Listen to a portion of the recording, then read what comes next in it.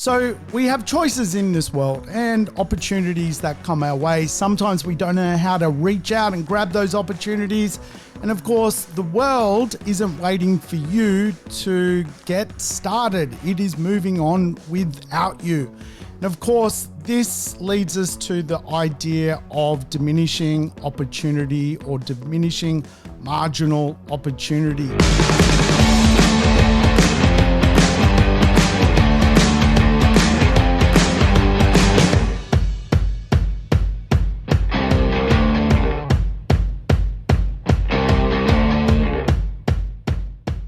Welcome to the Urban Property Investor. I'm your host, Sam Saggers, here to help you crack the code of real estate wealth.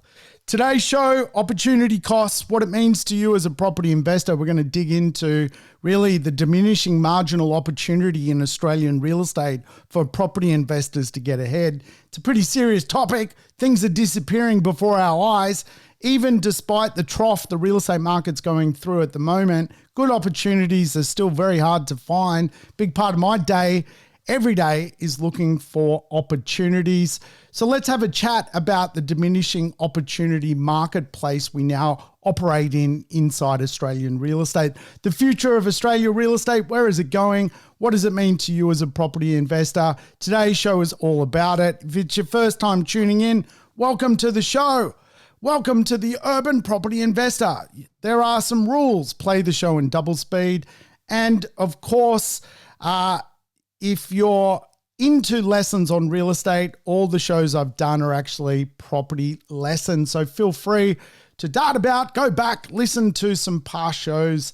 I'm sure you'll enjoy it. But play the program in double speed. Some people say I sound better at 1.5. I don't mind being the 1.5 guy. Hey, why not? But today, let's do it. Let's talk about opportunity costs. Of course, opportunity cost is the cost of what you are giving up to do what you are currently doing. Does that sound confusing?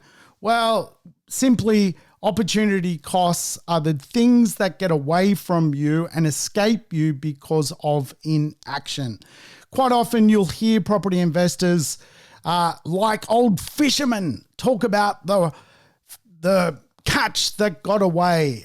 We often talk about the one that we missed out on as property investors.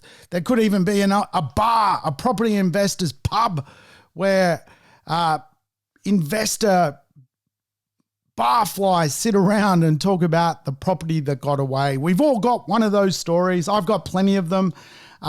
Certainly the first property I bought, I chose a D-grade property because I was more concerned about where it was close to where I basically grew up.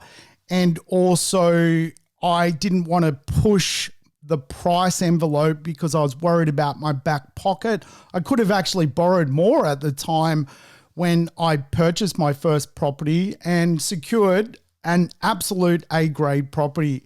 I didn't do it because I was conservative. I was enthusiastic.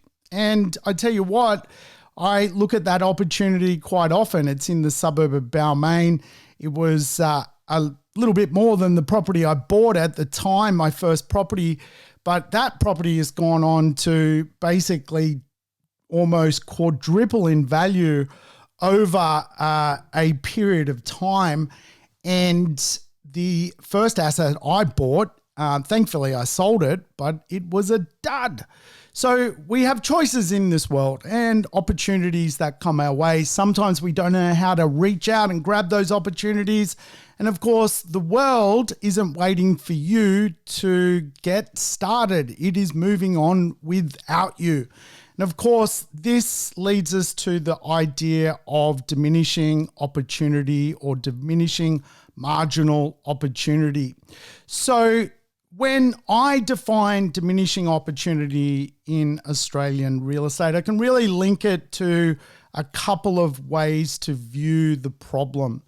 The first is policy, the second is place, and the third is product, the 3 Ps of diminishing opportunity.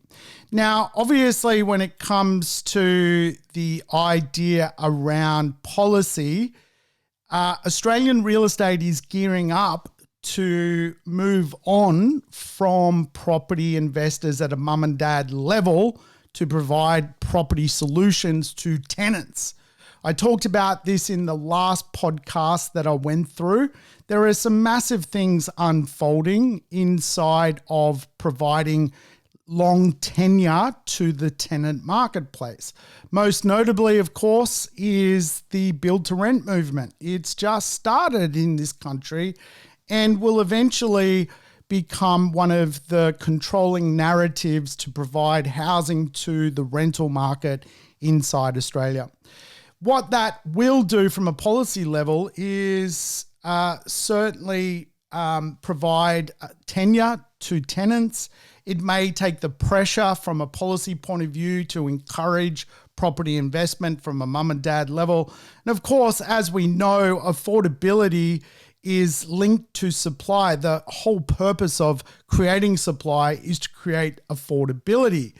And really for the last 50 years, supply has been created by mum and dads having a crack at property investment. As we know, that is something that is connected to what mum and dad can borrow. And as such, the policy around that is morphing. And this is where we're seeing, as I alluded to last podcast, big companies like Mirvac, Blackstone, Sentinel coming in to provide longer tenure to the housing marketplace through obviously build to rent. So it is creating, for the most part, less stock being produced for the resale marketplace. Eventually that has a flow-on effect and creates a diminishing opportunity situation for people to own real estate. In other words, let's face it, if real estate goes up another 10 or 20% at some point, for a lot of areas that will max out property investors who perhaps have a moderate income. So the time money race is real for many people because they are racing policy. Policy is gearing up for more tenants in Australia. You're seeing that through all sorts of schemes being introduced into parliaments, ways to control the rental market. I know, for example, many state premiers have a passion to create affordability. They don't know how to do that by creating it through someone buying real estate. So they're doing it at a tenant level. Australia will be full of tenants by mid-century. We as property investors want to plant the seed so we can be one of those people that owns those assets. But when you think about it, the Australian real estate marketplace is very much underpinned by the cost to deliver real estate in Australia. Australia is led by migration. More people want to come to Australia, so you need to provide more roofs over heads. It doesn't get cheaper to produce more goods. It doesn't get cheaper to pay people a wage. You have inflation connected to the cost to deliver new product to the marketplace. So really the only way to stimulate investors into the market is the instrument of debt. If debt is taken away from investors, there is a diminishing opportunity to use debt to become a property investor. Government obviously linking the idea that they can't rely on mum and dad property investor to provide housing to the tenant market. So obviously teaming up with the likes of Blackstone to create assets for the tenant market. Again, where does this link? As I alluded to last time, this actually links to eventually there is no new stock produced to be sold to mum and dad investor. Hence, mum and dad investor has to then rely on the existing marketplace, which is a diminishing pool of stock. In other words, there is going to be less real estate and more people into the future as more real estate is withheld and put to build to rent lifetime rental properties. So diminishing opportunity is real. It is it is happening right before your eyes. So if you don't reach out and do something about it, what happens is 5 years goes by and you go, I wish I did that. Obviously, when it comes to diminishing opportunity, we're also seeing that in things like certain council areas are restricting who can use properties for things like short stay. If we look at Noosa, for example, Noosa is a great holiday destination for Australians. Today, it's a closed shop. The monopoly's been created. If you were doing short stay, you can now continue to do that. But if you want to do short stay, you can't. You won't be offered a license. So for those people who are currently approved, they're going to print money. They will print bucket loads of money, a lifetime amount of money. They've been given the ticket to the Willy Wonka chocolate factory. In real estate, we have a concept known as existing use. So if a property has been approved for a certain use during a certain period of time, under a certain planning instrument, then if you own that asset, the way you use that asset goes back to its original use. Even if things change around you, if you've been using it the way it is meant to be used, you can continue that use. So existing use, for example, in Noosa was those people doing short stay. They were granted the opportunity to continue to do that by virtue of the rights that can be found under existing use title. So basically what that means is if you own real estate, the sooner you own it, the better off you're going to be, because when it comes to how your property rights are protected, as soon as you own it, you fundamentally, the law grandfathers and goes with that. So what the difference is diminishing policy opportunity. So in other words, what's to say policy isn't different 6 years from now? A policy or provision or a new law comes into place that replaces the current way of doing things. Those people who are currently doing things the way they are today will have that existing use, and the rule or the law will be grandfathered to those investors.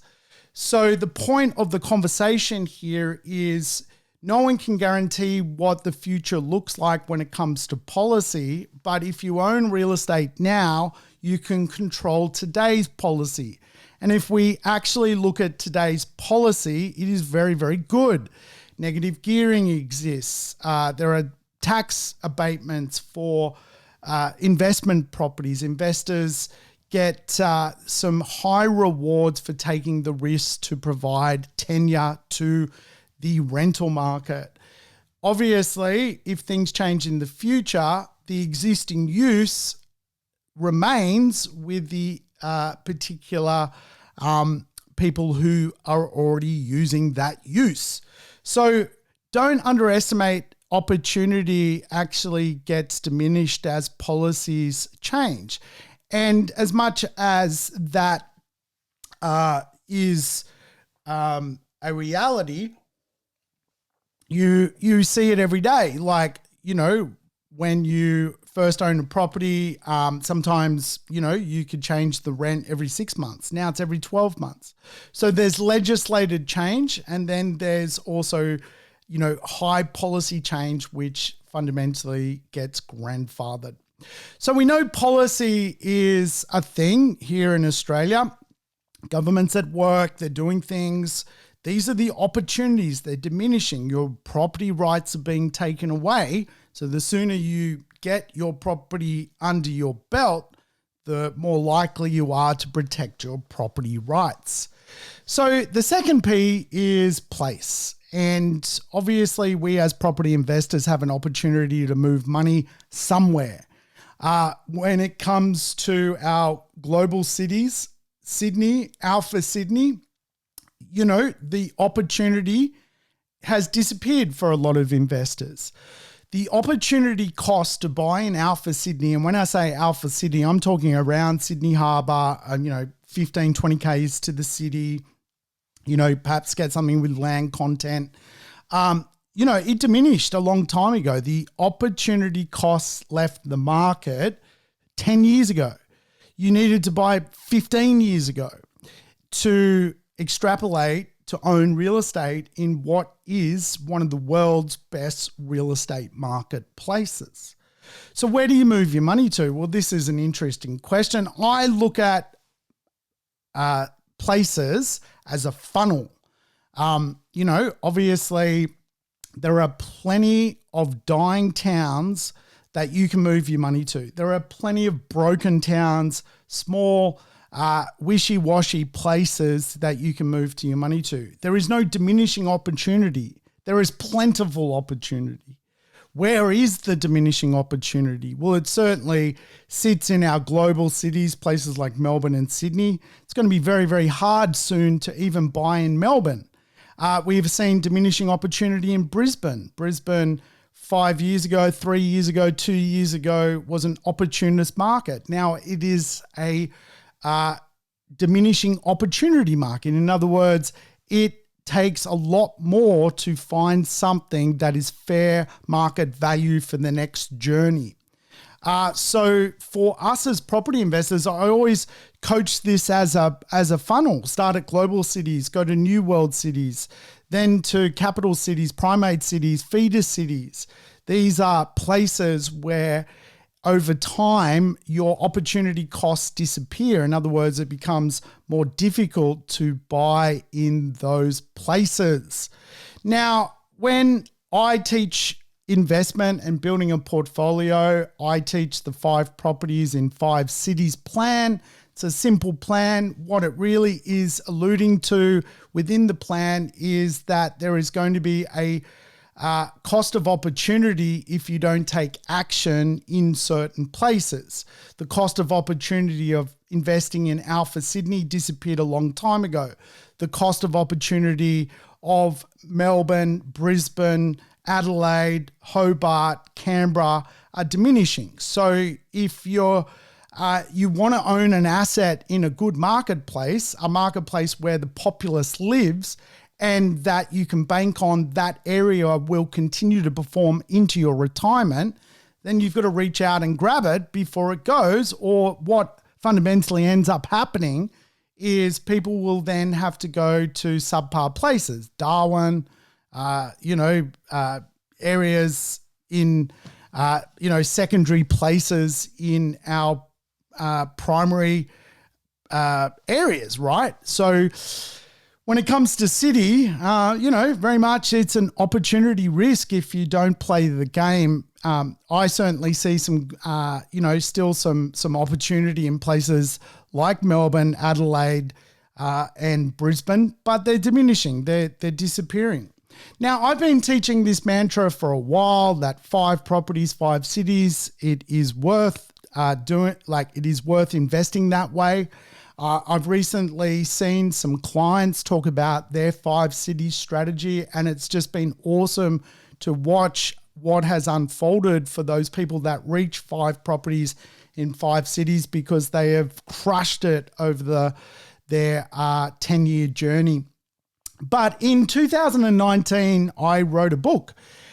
It's called The Money Magnets of Property Investing. It's paperback. You can buy it on Amazon. I actually wrote it before COVID-19 and kind of launched it the week the pandemic launched, and it went down like a lead balloon. Obviously, there was more important things going on in the world rather than reading a book by me. But the book never took off. I actually got disgruntled as a writer. Writing is a lonely sport. You feel like your words are, artistic and beautiful, and today no one reads anything. So, when I wrote that book in late 2019, the 5 cities plan was to buy 1 property in Sydney, Melbourne, Perth, Brisbane, Adelaide, If we look at the price of the assets, then Sydney was 918, Melbourne 751, Perth 451, Brisbane 539, Adelaide 468 as an average house price for those cities. I'll say it again, Sydney 918. You can see, as I was alluding to, even back in 2019, Sydney was like the opportunity had gone. You missed it because most property investors aren't spending 918. Not the ones I work with. They're spending a lot less. So back in 2019, you really had Melbourne, Perth, Brisbane and Adelaide, whereby you could really have the pick of the litter when it came to your property investment journey.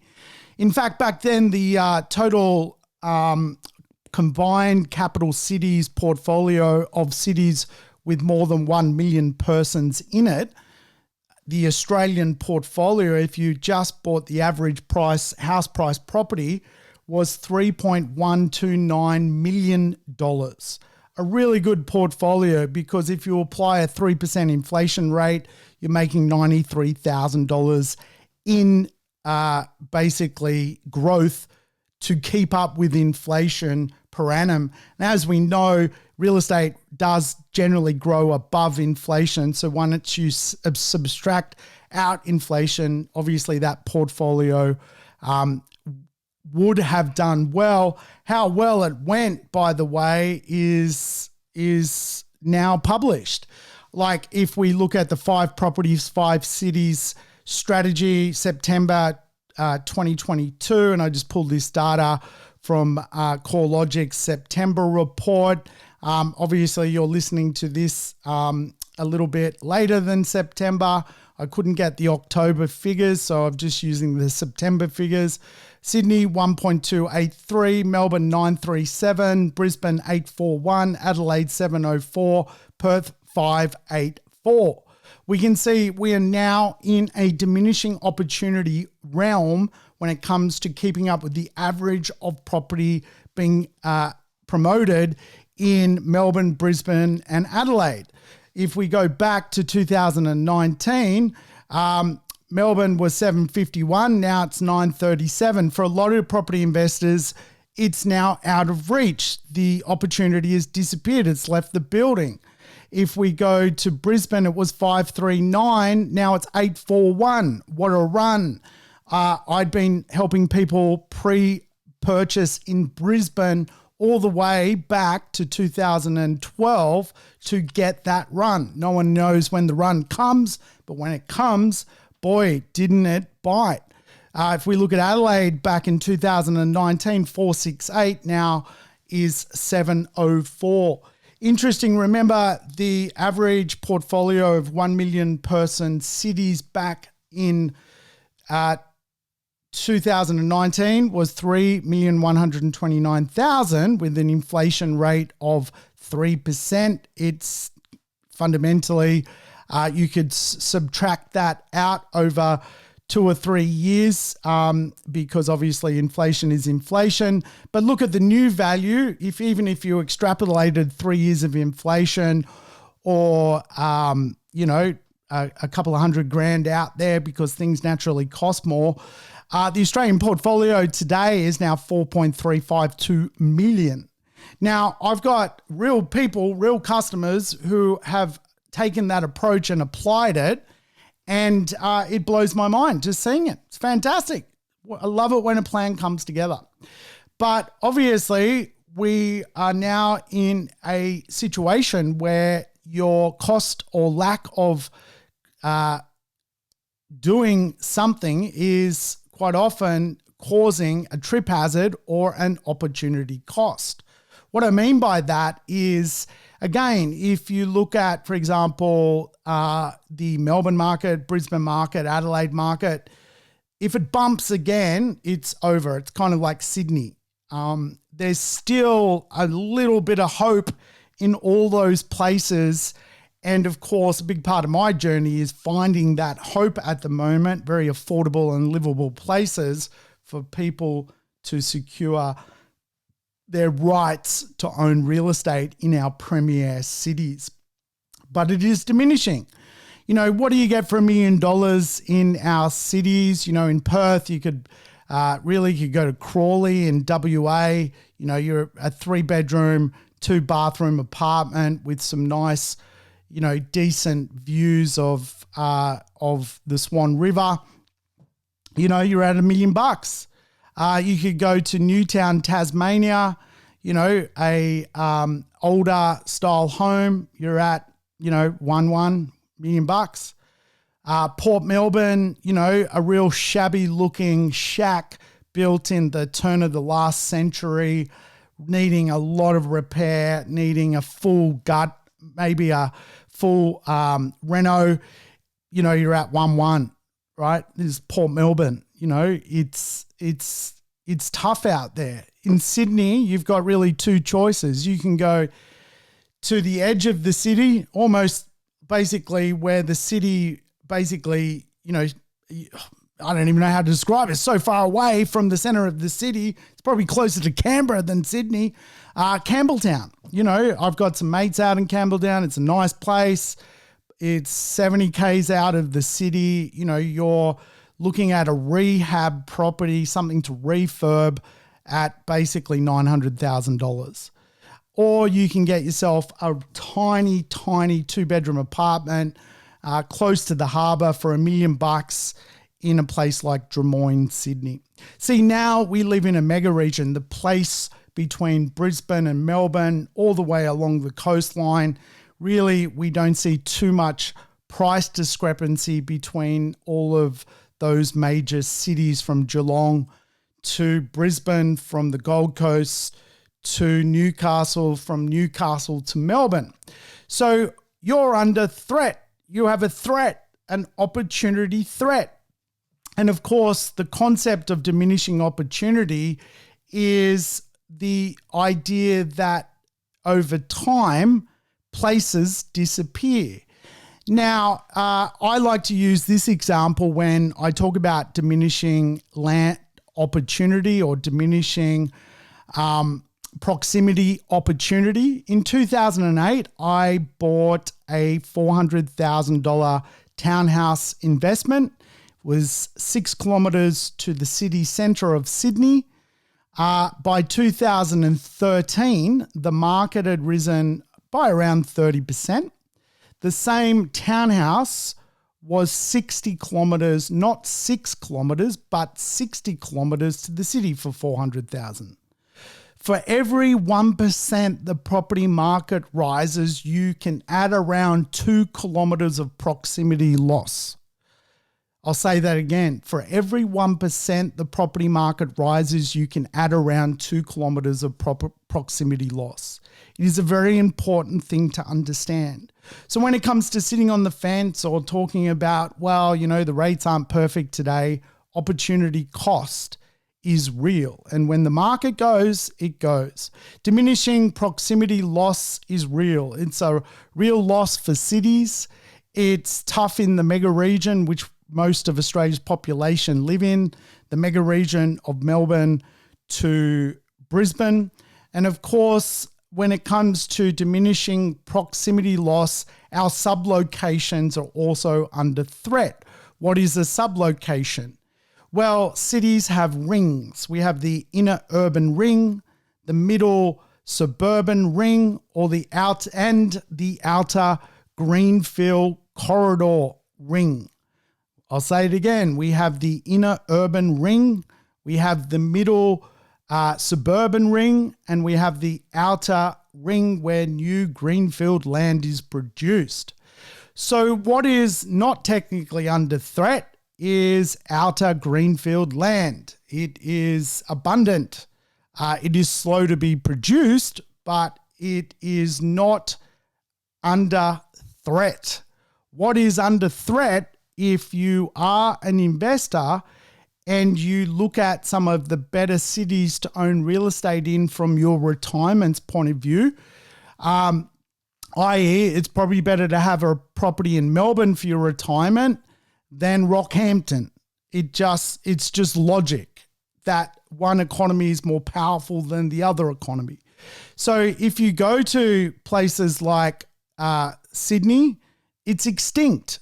Buying an inner city apartment for an entry-level price. If you go to the middle suburban area of Sydney, the middle ring, 25 kilometres, where there's been lots of capital growth over the years, it's extinct. You need $2 million.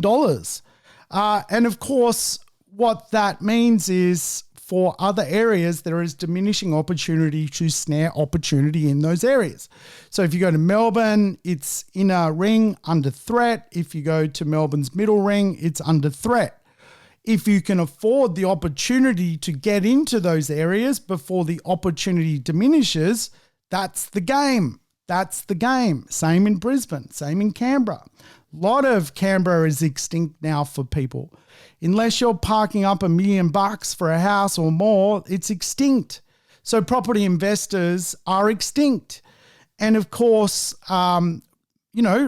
what is occurring is property investment is becoming a rich person sport because rich people can keep up with the best locations.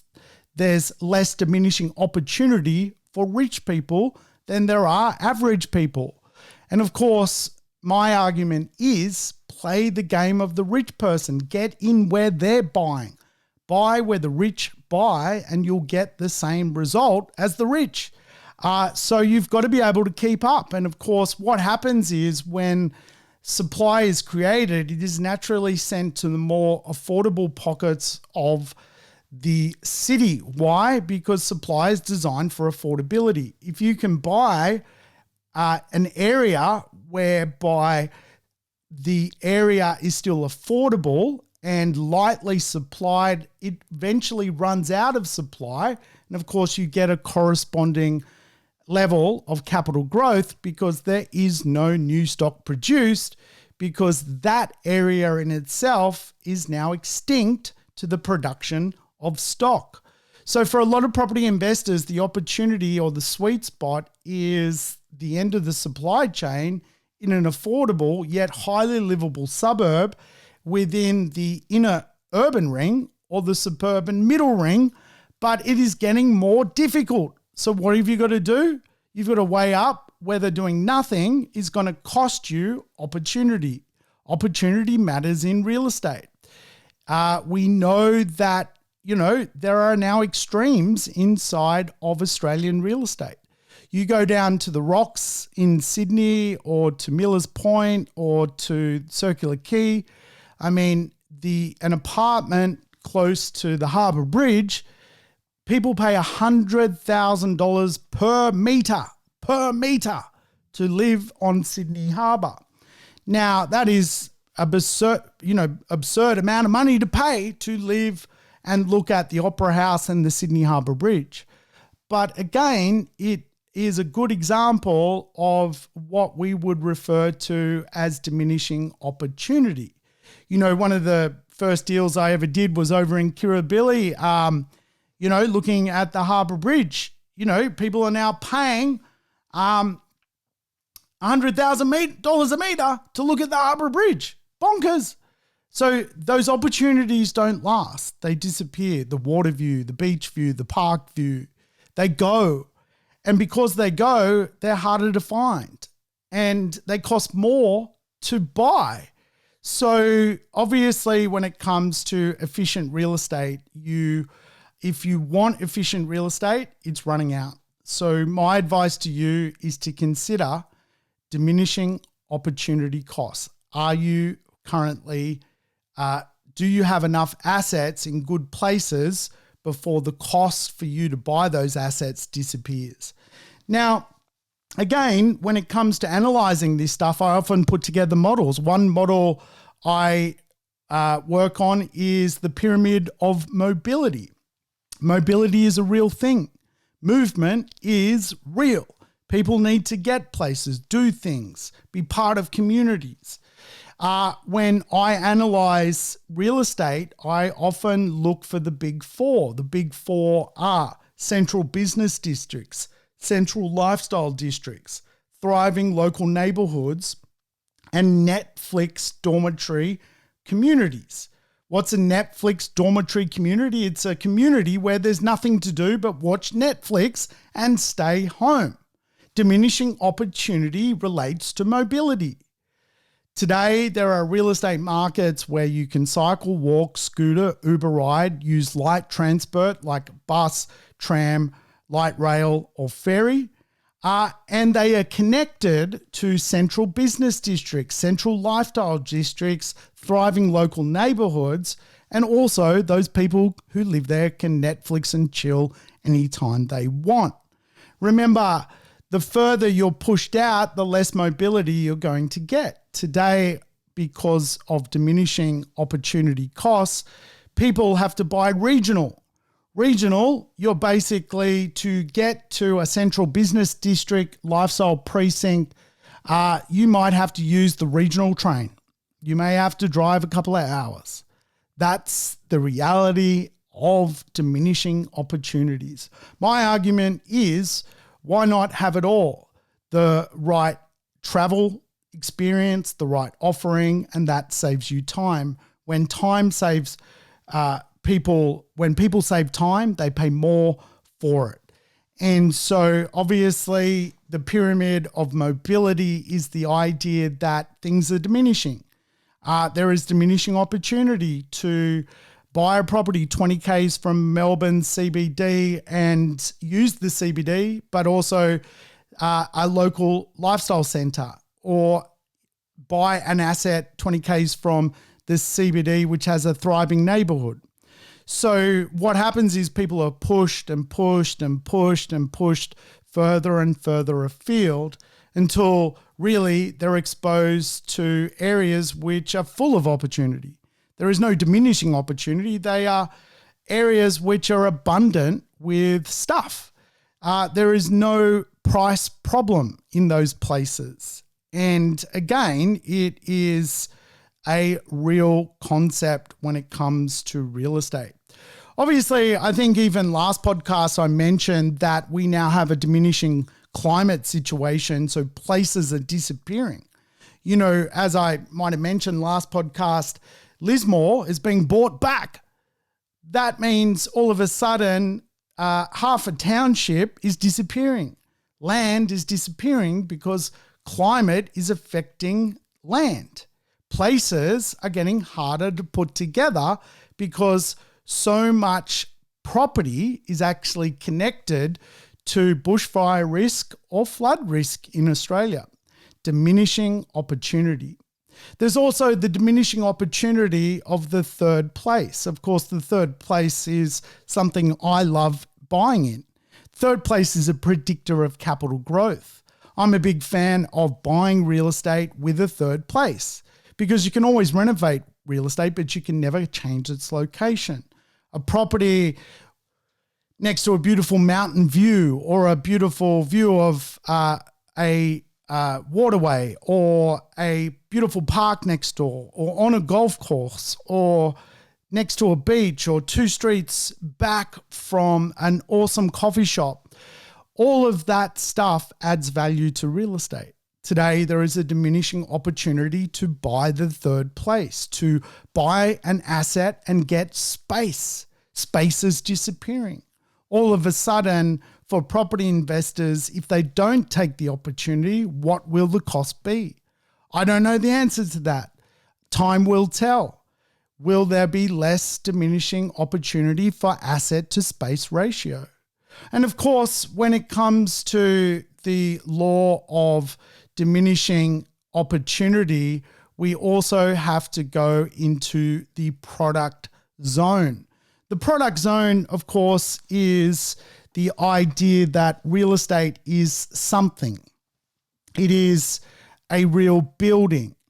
You know, if you bought real estate 30 years ago, you probably could have secured yourself a beautiful architectural masterpiece, Federation home, Georgian home, Art Deco, whatever it may be. Today, that real estate is more expensive than ever before. You've missed the opportunity.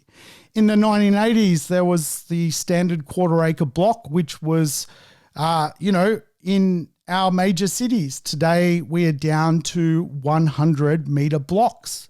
diminishing opportunity. Obviously, if you can buy something with a decent level of land in a good pocket, then and you can get it at an affordable rate, you're doing really, really well. Because again, it is getting harder and harder and harder for that opportunity to exist. Back in the day, you could have got, for example, the things like a duplex. 10 years ago, you could have bought brand new in a good middle ring suburb of, good cities like Newcastle for $650,000. You could have got two houses side by side that are today called duplexes. Now, limited opportunity to do that. So, 15 years ago, you could have bought a block of flats. Opportunities disappeared. 10 years ago, you could have got a 600 square meter block. Opportunity disappeared. 5 years ago, you could have got what I call a flight to quality asset in a urban rebirth location, which was second to none. In other words, a brand new property bang on staring at, for example, the double reach of the Brisbane River. You could have got it for $600,000. Today, that asset is $1.7 million. It's gone. It's extinct. So again, like when it comes to the levers you've got to pull, is you've got to be invested, because to remain uninvested, you risk what we call opportunity costs. And you really do need to borrow as much as you possibly can, as soon as you can, and choose the right asset allocation so that you end up in a place where you're always invested. Remember, when it comes to the idea of what's suitable inside the real estate market today, we are now looking at the eradication, for example, of flight to quality apartments in inner city locations. We are now looking at the eradication of even townhouses in middle ring suburban areas. They are drifting up. They're pushing close to $1 million in some cases. So when I talk about opportunity costs, I'm talking about a number. The number of spending $1 million will get you whatever you really want inside Australian real estate. But if you drop down to around circa 700 or below, opportunities are pretty slim, and it takes some skill set to find them. They are out there, but now they are diamonds in the rough. Your job is to grab them before they too disappear, and your opportunity to be an investor pushes you to a more risky and more volatile place. Don't let that happen to you. Don't let opportunity costs pass you by. I'll leave it there today. Thank you for tuning in. I'll catch you next time as we talk more real estate. Thanks for tuning in to the Urban Property Investor. To never miss an episode, make sure you subscribe to the podcast on your favorite app or on YouTube. I would love it if you could give the show a rating and share it with your friends and family. In between episodes, you can always keep in touch with me by connecting on social media over Facebook, Instagram, or LinkedIn. Until we meet again on the next episode of the Urban Property Investor, take care and bye for now.